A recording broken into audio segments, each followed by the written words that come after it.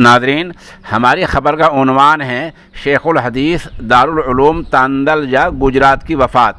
خبر تفصیل سے سن لیں۔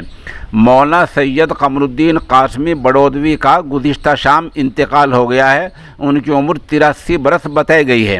پسماندگان میں 2 بیٹے اور 3 بیٹیاں ہیں۔ نماز جنازہ دارالعلوم کے احاطے میں ہی مفتی احمد دیولا نے پڑھائی ہے۔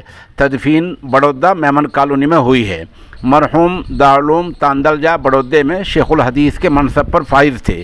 آپ کو تھوڑا ان کی حیات مبارکہ کے بارے میں بتلا دیں۔ بچپن میں ہی وہ نیک راہ پر چل پڑے تھے کہ صرف 7 برس کی عمر میں مکمل قرآن پاک حفظ کر لیا تھا۔ ابتدائی تعلیم اپنے والد حضرت مولانا شمس الدین رحمۃ اللہ علیہ سے حاصل کی۔ بعد ازاں انہوں نے دارالعلوم دیوبند کا رخ کیا اور وہاں سے عالمیت و فضیلت کی سند حاصل کی۔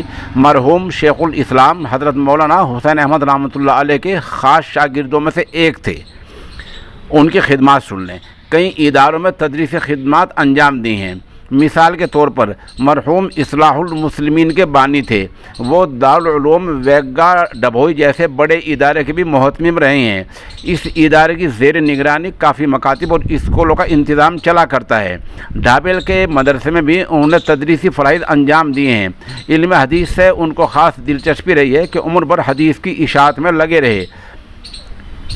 تدفین میں اور کے بعد چونکہ وہاں بڑا تعزیتی اجلاس ہوا ہے، تعزیتی اجلاس میں جہاں علاقائی علماء نے شرکت کی ہے، وہاں اہم شرکاء میں مفتی فاروق فلاحی مدنی استاد تفسیر و حدیث جامعہ کلکھوا اور مفتی احمد دیولا جامعہ علوم القرآن جمبوسر سمیت دیگر علماء کے نام شامل ہیں۔